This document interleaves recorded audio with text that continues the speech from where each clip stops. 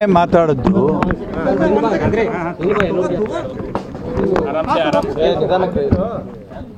ಯಾವ ಒಬ್ಬ ವ್ಯಕ್ತಿ ಹೆಸರು ತಗೊಂಡಿಲ್ಲ. ನಾನು ಸರ್ಫರಾಜು ಪ್ರೈವೇಟ್ ಸೆಕ್ರೆಟರಿ, ನಮ್ಮ ಹೌಸಿಂಗ್ ಮಿನಿಸ್ಟರ್ ಪ್ರೈವೇಟ್ ಸೆಕ್ರೆಟರಿ ಮಾತಾಡಿದ್ದೀನಿ.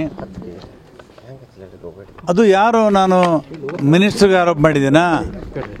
ನಿಮ್ಮ ಆಫೀಸಲ್ಲಿ ರಾಜೀವ್ ಗಾಂಧಿ ಹೌಸಿಂಗ್ ಕಾರ್ಪೊರೇಷನ್ದಲ್ಲಿ ನಡೆದಿದೆ ಅಂತ ಹೇಳಿದ್ದೀನಿ.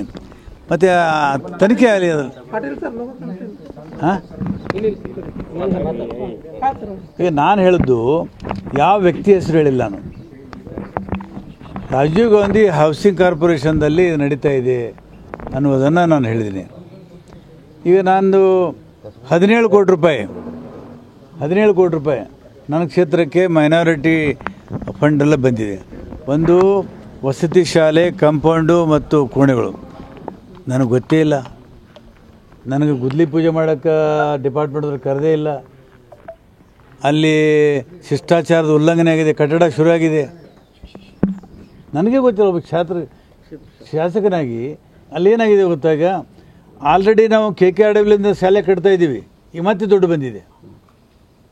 ನಾವು ದುಡ್ಡು ಸರ್ಕಾರ KKRWಲಿಂದ ನಾನು ತೊಗೊಂಡು ಕಟ್ತಾ ಇದ್ದೀನಿ. ಮೌಲಾನಾ ಅಬುಲ್ ಕಲಾಂ ಆಜಾದ್ ಹಾಸ್ಟೆಲನ್ನು ಆಳಂದಲ್ಲಿ ಹೈಸ್ಕೂಲಲ್ಲಿ ಕಟ್ತಾ ಇದ್ದೀವಿ.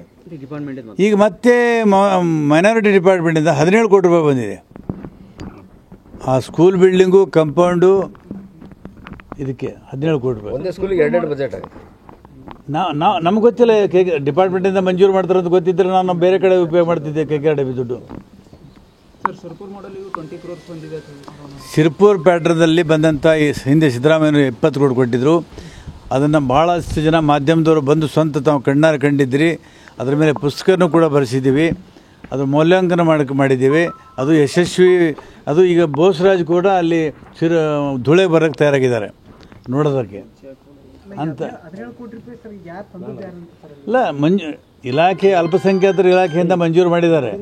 ಆದರೆ ಈಗ ನನಗೆ ಗೊತ್ತೇ ಇಲ್ಲ.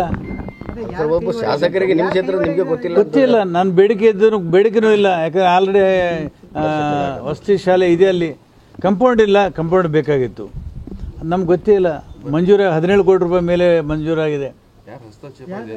ಹಸ್ತಕ್ಷೇಪ ಅಲ್ರಿ. ಅಂದರೆ ಸರ್ಕಾರ ಈ ಥರ ಮಾಡಿದ್ರೆ ಡಬಲ್ ಖರ್ಚು, ಡುಪ್ಲಿಕೇಶನ್ ಆಗ್ತದೆ.